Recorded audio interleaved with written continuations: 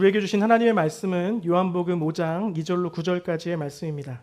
요한복음 5장 2절로 9절까지의 말씀이고요. 한 절 한 절 교독해서 읽도록 하겠습니다. 예루살렘에 있는 양문 곁에 히브리 말로 베데스다라 하는 못이 있는데 거기 행각 5이 있고 그 안에 많은 병자, 맹인, 다리 저는 사람, 혈기 마른 사람들이 누워 물의 움직임을 기다리니 이는 천사가 가끔 못에 내려와 물을 움직이게 하는데 움직인 후에 먼저 들어가는 자는 어떤 병에 걸렸든지 낫게 되밀어라. 거기 38회 병자가 있었더라. 예수께서 그 누운 것을 보시고 병이 벌써 오랜 줄 아시고 이르시되 내가 낫고자 하느냐. 병자가 대답하되 주여 물이 움직일 때에 나를 못에 넣어주는 사람이 없어 내가 가는 동안에 다른 사람이 먼저 내려가나이다. 예수께서 이르시되 일어나 네 자리를 들고 걸어가라 하시니 그 사람이 곧 나아서 자리를 들고 걸어가니라. 이날은 안식일이니. 아멘. 제가 지난번에 설교하고 또 한 3개월 만에 또 여러분에게 좀 설교하게 되는 것 같습니다.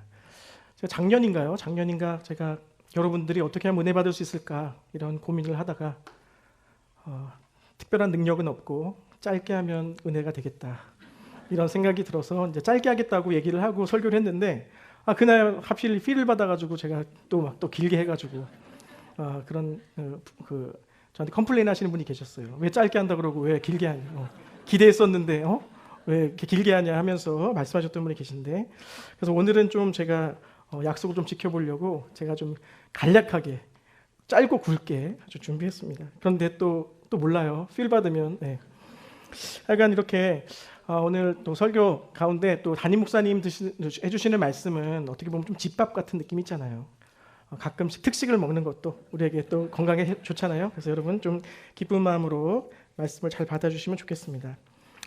자, 오늘 우리가 다 알고 있는 말씀입니다. 38년 된 병자에 대한 이야기는 우리가 어릴 때부터 너무나 많이 들어왔어요. 38년 된 병자가 누워 있었는데 병이 너무 오래돼서 그가 어떤 소망이 없던 사람이 예수님을 만나서 또 예수님께서 말씀하셔서 그 말씀을 듣고 일어나서 걸었다. 예수님의 치유의 사건이라고 우리가 잘 알고 있습니다. 오늘 그 말씀을 우리가 좀 그 안에서 우리에게 주시는 메시지가 무엇인지 좀 찬찬히 들여다보려고 하는데요. 함께 잘 따라와 주시면 좋겠습니다. 예루살렘 성벽에는요 여러 가지 문들이 있었습니다. 성벽을 따라서 많은 문들이 있었는데 그 가운데 하나가 양문이었습니다. 제사를 위해서 양이 드나드는 문이어서 양문이라고 하는 이름이 붙었는데 그러다 보니까 양을 씻기기 위한 연못도 필요했습니다. 그 양문 곁에는 베데스다라고 하는 연못이 있었어요. 그 연못 주변에는 팔각정 같은 우리가 딱 생각하기 좋은 팔각정 같은 행각이 5개가 있었는데 그 5개의 행각에는 많은 병자들이 모여 있었다라고 합니다.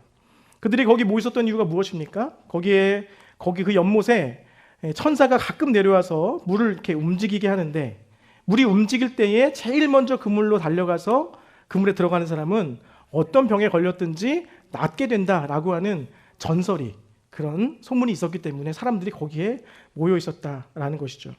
그래서 많은 병자들은 천사가 물을 움직여주기를 바라면서 그 행각에 모여 있었습니다. 히브리 말로 베데스다라고 하는 그 말의 뜻은요 은혜의 집, 자비의 집이라고 하는 뜻을 가지고 있습니다. 그런데 이 자비의 집이라고 하는 그 베데스다의 실상이 어떻습니까?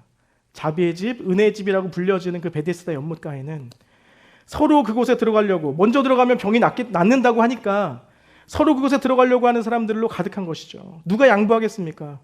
나도 병으로 고생하고 있는데 나도 빨리 치유받고 싶은데 누가 양보를 하겠냔 말입니다. 그러니까 거기 있었던 모든 사람들이 병 낫기를 소원하는 사람들이 모여서 은혜의 집에 머물러 있지만 그곳은 전혀 자비롭지 않고 은혜롭지 않은 곳이었습니다. 여기 어떤 사람들이 모여 있습니까? 성경에서는 거기에 맹인이 있었고 다리 저는 사람이 있었고 혈기 마른 사람들이 있었다라고 말합니다. 당시에 소외됐던 사람들이 다 모여 있는 것이죠.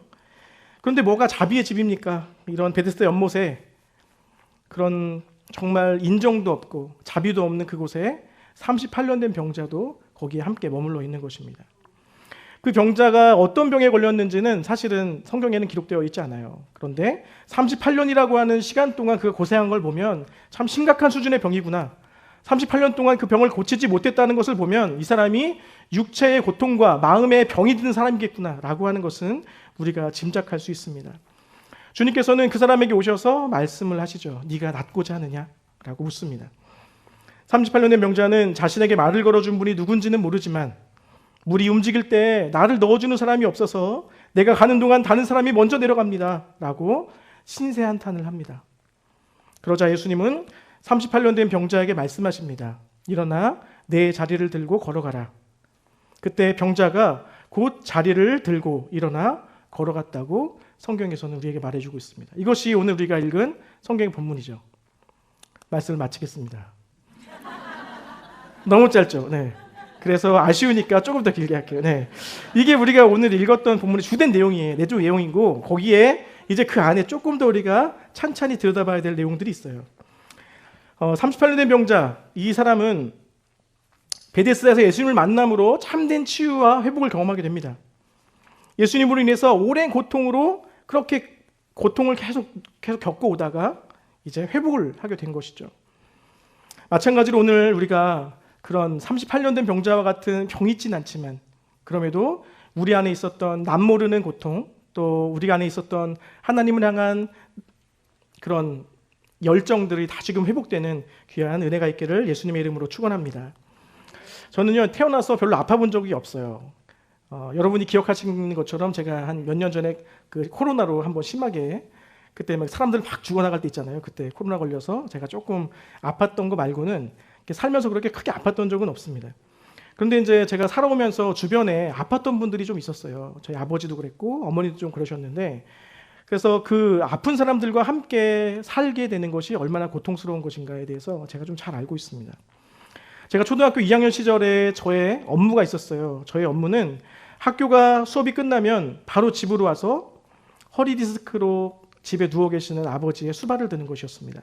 제일 먼저 해야 되는 것은 아버지 소변통을 비워드리는 거였고요. 그리고 가끔씩 식사도 차려드려야 됐고, 그리고 가끔은 그 심부름을 위해서 제가 계속 그 집 주변에서 놀아야 했습니다. 아버지가 부르면 언제든지 달려가 봐야 했기 때문에 그렇습니다. 그래서 그 당시에 저희 집은 늘 약간 초상집 분위기였어요. 약간 아버지가 늘 누워 계시고, 그리고 늘 언제나 우중충하고 우울한 그런 분위기 속에 있었고, 언제나 어쩌다가 이제 가족 예배라도 드리는 날에는 이제 제가 막내고 저희 위로 누나가 둘이 있는데, 이제 지금 3남매가 이렇게 계속 이제 예배를 드리고 기도할 때 막 울면서 기도했던 생각이 나요. 아빠를 고쳐달라고 막 이렇게 기도했던 생각이 있습니다. 그 당시를 생각하면 어린 시절의 기억임에도 불구하고 약간 흑백 화면처럼 기억이 납니다. 아픈 사람에게 있어서는 자기의 병이 낫는 것이 일생일대의 아주 큰 소원입니다. 지금의 고통에서 벗어나는 것이라면 어떤 것이라도 하려고 하는 것이 그들의 마음입니다. 한 번은 이제 그 집에서 저희가 이제 마루가 있었는데, 마루로 아버님이 이제 바람을 쐬려고 이렇게 나와서 누워 계셨어요. 근데 마침 거기에 이제 지나가는 벌레를 하나 잡게 됐습니다. 그게 이제 땅강아지라고 하는 벌레인데, 아세요? 땅강아지라고 하는 벌레가 있습니다. 땅강아지라고 하는 벌레가 있는데, 그런데 그 벌레가 이제 허리에 좋다는 소식을 들으셨나 봐요. 저에게 김치를 가지고 오라고 하셨습니다. 그래서 제가 김치를 가지고 왔고, 아버지는 김치에 그 벌레를 싸서 드셨어요. 근데 그게 제가 어린 시절에 굉장히 충격적이었습니다. 굉장히 충격적이었고, 그런데 이제 지금 생각해 보면 아버지가 얼마나 낫고 싶으셨는가에 대해서 제가 이제 생각해 보게 돼요. 얼마나 낫길 원했으면 그렇게 그런 벌레도 먹을 수 없는 것도 그렇게 낫고자 하셨을까? 그런 간절함을 기억하게 됩니다. 지금 38년 된 병자의 이렇게 오랜 기간의 병상에 누운 생활은 그의 마음을 다치게 했을 것이고, 상하게 했을 것이고, 그와 함께 살고 있는 가족들에게도 큰 무거운 짐이었을 것입니다. 이렇게 베데스다의 연못에 모여있는, 사실 그 38년 된 병자만 뿐이겠습니까? 그곳에 모여있는 맹인이며 다리 저는 사람이며 계속해서 아파서 고통하는 많은 사람들의 자신과 가족들이 다 그런 고통 가운데 있었을 것입니다. 그런 사람들이 모여있기 때문에 그 누구도 양보하려고 하지 않는 겁니다. 몸도 아픈데 경쟁자들이 주변에 가득하기 때문에 자비라고 하는 집, 자비의 집이라고 하는 그 이름을 전혀 사용할 수 없을 정도로 치열함과 우울함, 실패감과 절망감이 그곳에 가득 메워져 있을 것입니다. 베데스다 연못 주변에 모여든 사람에게는 믿음이 있었죠. 그 믿음이 무엇입니까? 천사가 물을 동하고 움직이고 나면 제일 먼저 들어가는 사람이 치료를 받을 것이라고 하는 믿음입니다. 내가 먼저 들어갈 거란 보장은 없지만 그래도 그렇게라도 한번 물이 움직이면 어떻게라도 한번 내가 달려가서 나을 수 있겠지라고 하는 믿음이 있었던 것이죠. 예수님께서는 38년 된 병자 누운 것을 보시고 또 그것이 병이 오래된 줄도 아셨습니다. 그러고선 그 병자에게 가서 물으셨습니다. 네가 낫고자 하느냐? 너 낫고 싶니? 너 정말 낫기를 원하니? 이게 너무도 뻔한 질문 아닙니까? 그가 원하지 않으면 거기 왜 나와 있겠습니까? 집에 있지. 마치 베데스다라고 하는 그 암 전문 병원에 가서 암에 걸린 사람들한테 당신 낫기 원하십니까? 당신 정말 낫고 싶으세요? 라고 하는 질문하는 것과 다르지 않습니다. 이 사람이 지금 누굴 놀리나? 지금 이 사람이 장난하나? 여기 내가 왜 와 있겠습니까? 라고 이렇게 대응하지 않겠습니까? 그런데 예수님께서는 이런 어이없고 당연한 질문을 하셨습니다. 왜 하셨을까요? 예수님이 진짜 궁금하셔서 너무 순수하신 분이셔서 얘가 정말 낫고 싶은지 안 낫고 싶은지 그것이 정말 궁금해서 물어보신 것일까요? 너 정말 낫고 싶니? 너가 정말 낫고 싶으면 치료해주고 안 낫고 싶으면 그냥 그대로 있고. 예수님께서 왜 물어보셨을까요? 우리는 여기에 관심을 가져야 합니다. 이 질문은 38년 된 병자의 마음에 던지는 질문이었어요. 정말 너에게 낫기를 원하는 소망이 있니?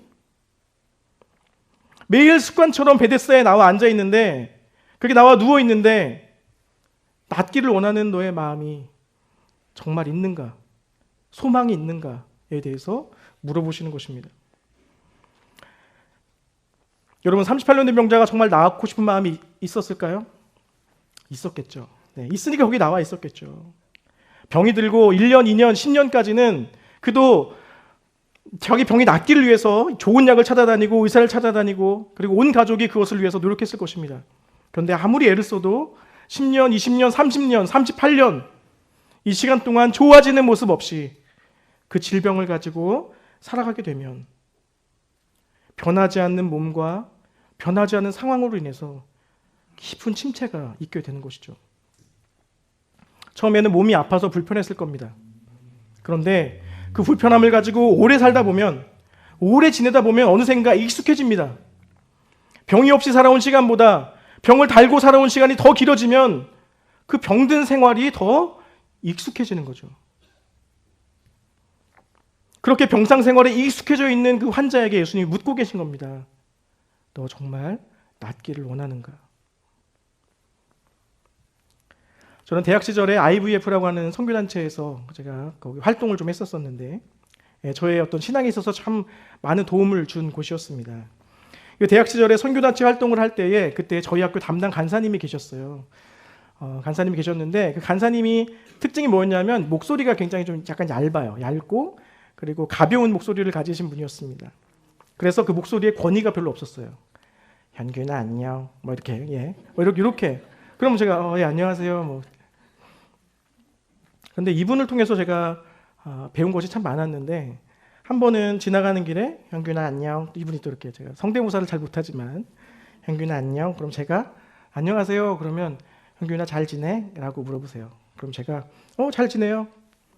그럼 그분이 이제 한 번 더 저에게 묻습니다. 정말? 왜 잘 지내요. 네. 정말 잘 지내? 이 질문이 한 번 한 번 올 때마다 저는 저를 돌아보게 돼요. 정말? 내가 정말 잘 지내나? 정말 내가 잘 지내고 있나? 그렇게 몇 번 그런 질문을 받고 나면 정말 괜찮을 때는 상관이 없지만 제 마음이 무겁고 힘겨움을 내가 어떻게 이를 악물고 지내고 있을 때 그런 질문을 던지게 되면 아니요. 잘 못 지내. 몇 번 물어보는 질문에 정말 잘 지내? 정말이야? 아니요. 잘 못 지내요. 힘든 거를 좀 덮고 좀 그렇게 씩씩하게 살아보려고 하면 그렇게 건드는 간사님이 있었습니다. 그런데 그것이 저한테 얼마나 큰 도움이 되었는지 몰라요. 정말 잘 지내고 있는지 내 마음을 돌아보도록 도와주셨던 분이에요. 그리고 주님을 의지하는 법을 가르쳐 주신 거예요. 제가 이를 악물고 내 힘으로 뭔가 악착같이 살아보려고 하는 그런 태도들을 자꾸만 너 지금 잘 못 살고 있으니까 하나님께 맡겨드려 봐. 너 지금 잘 못 살고 있으니까 하나님 의지해 봐 라고 도와줬던 간사님이었습니다. 제가 대학을 졸업하고 신학대학원을 진학하고 뭐 전도사가 되고 목사가 되고 하니까요. 아무도 제 마음을 물어봐 주는 사람이 없더라고요. 전도사님 잘 지내세요? 잘 지내요. 정말요? 네, 그러면 뭔가 이게 나한테 시비를 걸려고 그러시나? 나와 지금 싸우자는 건가? 그러니까 제가 그 시간을 지나고 나니까 내 마음을 그렇게 물어봐 주었던 그때가 참 좋았던 때구나. 누군가 내 영혼에 관심을 갖고 내가 하나님과 잘 연결되어지기를 바라면서 물어봐 줬던 그때가 참 너무 좋았던 때구나라는 것을 제가 다시 한번 생각해 보게 되었습니다. 여러분, 근데 지금 이 예수님이 던지는 질문이 바로 그런 질문이에요. 너 정말 낫기를 원하니? 너 정말 원해? 정말 그 주님으로부터 변화받기 원해? 정말 주님 주시는 힘으로 공급받아서 다시 일어나길 원해? 여러분은 잘 지내십니까? 정말요? 정말 잘 지내십니까? 네. 여러분, 이렇게 예수님 우리의 마음에 묻고 계신 겁니다. 여러분 정말 여러분 낫기 원하세요? 여러분 정말 변화되기 원하세요? 정말 마음에 다시 주님 주시는 힘으로 공급받아서 주님의 일에 다시 쓰임받기 원하세요? 이대로가 좋은 거 아니고요. 지금 이대로가 편하고 좋은 거 아닙니까? 여기서 조금 더 어떤 변화는 원치 않는 거 아니에요? 우리는 내 마음이 어디로 향하고 있는지, 나에게 하나님을 향한 열망이 있는지 없는지 우리는 계속 돌아보아야 합니다. 예수님의 질문은 그렇게 그 병자의 마음에 묻는 질문이었어요. 너 정말 변하기 원하니? 너 정말 예수님의 힘을 공급받아서 정말 주님의 일에 쓰임받기 원하니? 묻는 것입니다. 예수님의 질문에 병자는 이렇게 답변합니다. 정상적이라면 낫고 싶습니다. 너 낫기 원하니라고 한 질문에 뭐라고 대답해야 됩니까? 낫기 원합니다. 아닙니다. 그러면 반대로 두 가지밖에 없는데 이 사람이 뭐라고 얘기하냐면 주여 물이 움직일 때 나를 못에 넣어주는 사람이 없어서 내가 가는 동안에 다른 사람이 먼저 내려갑니다. 누가 와서 물에 넣어줘야 되는데 넣어주는 사람이 없습니다. 그러니 걷지 못하는 제가 어떻게 거기 들어갑니까?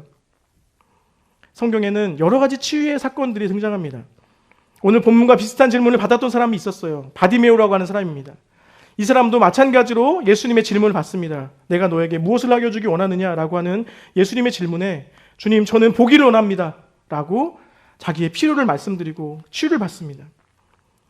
그런데 이 병자는 낫기를 원하느라고 하는 질문에 도와주는 사람이 없는데 내가 어떻게 합니까? 바로 신세타령과 불평과 원망으로 그렇게 반응하는 모습을 봅니다. 이 모습을 보면 우리가 뭘 알 수 있습니까? 이 사람 마음도 병든 사람입니다. 마음도 병이 들어있어요. 그냥 하나하나 그냥 쉽게 얘기하는 거에 고지고대로 듣지 못하고 왜곡해서 듣고 그렇습니다. 마음도 병들었습니다. 이것이 무기력에 빠진 사람의 모습입니다. 누가 와서 도와줘야 됩니다. 내 힘으로는 들어갈 수 없습니다. 나 혼자는 회복이 안 됩니다. 도와주는 사람이 있어야 뭔가 저는 할 수 없어요. 도와주는 사람이 있어야 하든지 말든지 하죠. 여러분, 무기력이라고 하는 것은 지금의 삶에서 벗어날 만큼 하나님에 대한 열정이 없다는 것을 말해줍니다. 지금의 삶에 문제가 있는 것은 알고 있지만 그것을 새롭게 할 만큼의 강렬한 의욕과 열정이 없어서 그냥 힘없이 버티고 있는 겁니다. 하나님을 향한 조용한 반항이고 고집의 또 다른 얼굴입니다. 억지로 길을 쓰면서 하나님께 대항하는 것은 아니지만 하나님을 향한 열정이 하나님께로 돌아갈 만한 열정이 없기 때문에 그냥 가만히 있는 것입니다. 우리는 우리에게 기도가 부족하다고 늘 얘기합니다. 또 우리의 문제는 기도를 해야 되는 문제라고도 진단도 잘 내립니다. 교회 안에 기도의 중요성을 모르는 사람은 아무도 없습니다. 그런데 기도의 자리로 나아갈 열정이 우리에게 없는 것이죠. 하나님과의 그 소원한 상태로 주님과의 삶을 이대로 살아서는 안 된다는 걸 너무나 잘 알고 있지만 누군가 날 도와주지 않으면 난 아무것도 할 수 없다고 생각합니다. 무언가가 필요하다고는 여기죠. 그런데 자기 자신에게는 힘이 나지 않기 때문에 누군가 또 어떤 프로그램이 나를 좀 도와줬으면 좋겠다라고 이렇게 마냥 기다리기만 합니다. 영적인 무기력이 올라올 때 우리도 마찬가지로요. 38년 된 병자와 비슷합니다. 영적인 무기력이 우리를 그렇게 공격하기 시작할 때에 우리 마음속에는요. 조금의 불편함이 생깁니다. 처음에 38년 된 병자가 처음에 그 병에 걸려서 불편함을 느낄 때처럼 초반 얼마는 몸부림으로 우리가 그 영적인 무기력에서 벗어나려고 애씁니다. 몸부림칩니다. 하지만 그 불편함이 길어지면 38년 된 병자와 같이 그 불편함과 더불어 사는 법을 배우게 됩니다. 오랫동안 그 문제 안에 머물러 있으면 더 이상 그 문제에서 빠져나오려고 하지 않습니다. 발버둥마저 없어져 버리는 것이죠. 그래서 이렇게 무기력이 길어지면 안 됩니다. 그런 깊은 영적 침체로 흘러가게 되는 것이죠. 예배에 참석해야 되는 것도 알고 말씀을 읽어야 되는 것도 알고 기도해야 되는 것도 아는데 참 안 됩니다. 예배에 늦지 말아야 되고 섬기에도 잘 참여해야 되고 봉사도 하고 예전에는 안 그랬었는데 맞습니다. 열정이 식었습니다. 무기력합니다. 지금 우리의 문제는 뭐냐면 지금이 너무 익숙하고 편한 거예요. 식은 열정이 있지만 그것을 무언가 바꾸고 싶은 마음이 하나도 없어요. 그것이 우리의 문제입니다. 예수님은 우리에게도 동일하게 묻습니다. 너 낫길 원하니? 네가 낫고자 하느냐? 너 정말 지금의 불편함에서 고침받고 싶니? 너 지금의 그 무기력함에서 정말 벗어나고 싶니? 너 정말 변화의 자리로 나아가기 원하니? 너 지금이 너에게 익숙한 거 아니니? 지금의 자리에서 변화되기 원치 않는 것 같은데? 어쩌면 관계가 끊어진 지금을 너는 더 좋아하고 있는 것이 아니니? 너 정말 고침을 받고 싶은 거니? 정말 돌아서고 싶은 강렬한 의지가 너에게 있니? 우리 안에 변화에 대한 열망이 있는지 소망이 있는지를 주님은 우리에게 묻습니다. 여러분, 팬데믹은 우리의 삶에 많은 변화를 가져왔습니다. 온라인 생활이 확장되었고요. 그리고 우리의 물리적인 활동 반경이 축소되었습니다. 한 3년을 그렇게 지내다 보니까 이제 그 생활이 적응이 되어서 이제는 사람을 만날 때도 좀 조심하게 되는 것도 있고, 그리고 하나님과 연관지어서 생각했던 나의 계획들은 다 별로 그렇게 중요하지 않은 문제들이 되어진 것을 경험하게 됩니다. 하나님과 관련된 어떤 일들은 저만치 지나가 버리고 교회의 일은 이제 피곤한 일이 되었습니다. 봉사의 기쁨을 잃은 지도 오래되었고요. 3년이라는 시간을 나 중심적으로 살다 보니까 이제 남을 위해 쓰는 시간, 교회를 위해 드려지는 시간 다 아깝게 여겨지는 겁니다. 그런데 이것이 익숙해지면 안 돼요. 여러분, 이것에 우리가 익숙해져서 이것이 원래 성도의 삶이다라고 여기시면 안 됩니다. 성도의 삶이 어떤 것입니까? 하나님께 은혜를 받은 사람들이 자기의 시간을 아까워하지 않고 물질을 아까워하지 않고 하나님의 사람들, 하나님을 알지 못하는 사람들에게 나의 물질과 시간을 쓰면서 그 사람들을 세워가는 것이 성도의 바람직한 삶의 방향인데 그걸 잃어버렸어요. 그냥 나 하나 잘 간수하면 되지. 나 하나 그냥 이렇게 그냥 주님 이 주일에 한 번 나와 예배할 수 있으면 그것이 감사하지. 내가 무너지지 않은 게 다행이 천만다행이지. 여러분, 하나님은 우리를 향한 비전과 계획과 하나님 우리를 새롭게 하셔서 일하시고 싶은 것이 산더미인데 우리는 그저 지금이 좋사오니 여기에 머물러 있고 싶습니다라고 하고 있지는 않습니까? 정말 낫고 싶은 마음이 있습니까? 변화되고 싶은 마음이 우리 안에 있는지 우리는 진지하게 우리의 마음을 돌아보셔야 됩니다. 하나님은 오늘도 말씀을 통해 우리에게 물으십니다.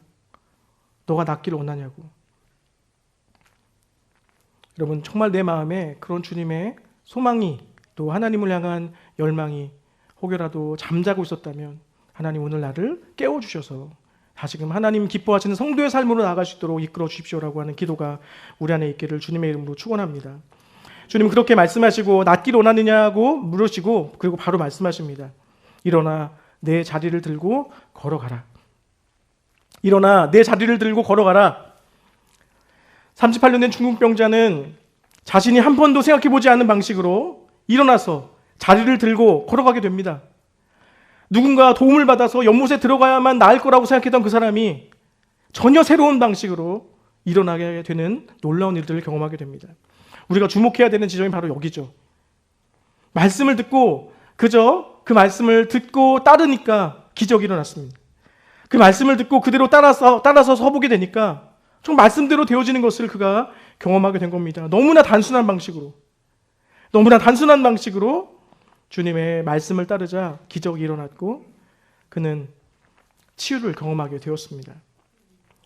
여러분, 오늘 우리가 깔아놓은 자리, 주님과 멀어져 있지만 편하고 주님과 멀어져 있지만 익숙한 그 자리를 들고 일어나야 합니다. 오랜 깊은 잠에서 깨어나야 됩니다. 무기력 가운데에서 우리는 일어나서 걸어가라는 주님의 음성을 들어야 합니다. 오늘 예배 가운데 그런 무기력을 이길 새로운 생기가 임하는 귀한 시간 되기를 주님의 이름으로 축원합니다. 한 가지 더 우리 병자에게서 배울 점이 한 가지 있는데요. 그것은 그가 혹시 모를 천사의 움직임을 기다리면서 베데스다에 머물렀다라고 하는 점이에요. 그가 오랫동안 무기력하게 지냈지만 그가 한 가지 잘한 것은 베데스다를 떠나지 않았다는 겁니다. 그 자비의 집에, 은혜의 집에 머물러서 하나님께서 자기 병이 낫는 그 소망을 가지고 있었다라고 하는 것이 그에게는 우리가 배울 점입니다. 마찬가지로 우리도 하나님께 도움을 구할 때에 베데스다를 떠나시면 안 됩니다. 이게 무슨 말이냐? 예배를 드리는 자리에 여러분 떠나시면 안 됩니다. 그리고 기도하는 자리를 자꾸 피하시면 안 됩니다. 그러니까 우리가 계속 우리의 마음이 무기력하고 예배 드리기 싫고 또 주님과 관계가 소원해지고 하면 사실 가기 싫어요. 예배 가기 싫고 말씀 듣기 싫고 그렇습니다. 그런데 여러분, 그러한 상황 가운데에서도 우리의 몸을 말씀 있는 곳에, 우리의 몸을 예배가 있는 곳에 갖다 놓는 일, 그때 하나님이 역사하시는 것을 우리는 경험하게 됩니다. 그렇게 머무르는 것만으로도 주님께서 찾아와 주십니다. 베데스다에 있던 그 병자가 한 게 뭐가 있습니까? 그곳에 그냥 머물러 있었다는 것밖에 없는데 주님이 찾아오셔서 그에게 말씀하시고 또 그는 그 말씀을 따르며 치유를 경험하게 되었습니다. 여러분, 이렇게 예수님께서 38년 된 병자를 아셨듯이 여러분을 아시고 여러분을 보시고 여러분에게 오실 것입니다. 그래서 그 예수님을 만나고 주의 말씀을 들을 때에 그것이 우리로 하여금 기적으로 이끄는 순간이 되어지는 것입니다. 여러분, 자꾸만 옆문만 바라보지 마시고 자꾸만 누가 나를 일으켜줘야 된다라고 생각하지 마시고 은혜를 주시는 은혜의 근원 되시는 예수님을 바라보는 저와 여러분 되면 좋겠습니다. 그리고 예수님을 바라보고 예수님을 만나셔야 하고요. 예수님의 말씀을 받아 힘을 내어 일어서야 하는 것입니다. 그래서 우리의 시선을 자꾸만 주님께 들어서 주님, 내가 이런 지금의 무기력한 상황에 있다 하더라도 주님, 다시금 주님을 바라볼 때에 주님에게서 오는 힘을 공급받게 해주시고 다시금 주님으로부터 오는 비전을 공급받게 해주시고 주님께서 나를 향하신 그 깊은 뜻을 발견하여서 그 뜻을 이루어드리는 삶 가운데 내가 내 인생을 쓸 수 있도록 주님, 나를 다시금 일으켜 세워 이끌어 주시옵소서라고 주님 앞에 나아가는 여러분과 제가 되기를 예수님의 이름으로 축원합니다. 살아서 역사하시는 하나님, 오늘도 우리에게 주신 말씀을 의지하여서 우리가 주님께 나아갑니다. 일어나 내 자리를 들고 걸어가라 하신 말씀을 들고 그 말씀을 듣고 우리가 그 말씀을 따라 일어나게 하시고 그 말씀을 따라 내 누워 있었던 자리를 들고 주님을 향해 걸어갈 수 있도록 도와주옵소서. 잃어버렸던 비전 회복하게 도와주시고 주님을 향한 열정 회복하게 도와주시고 또 이웃을 사랑하는 마음, 구령의 열정 회복되어질 수 있도록 은혜를 베풀어 주시고 안주하고 있었던 지금의 자리에서 일어나 우리가 더욱 주님을 향해 달려갈 수 있도록 역사하여 주시옵소서. 감사드리며 예수님의 이름으로 기도드립니다.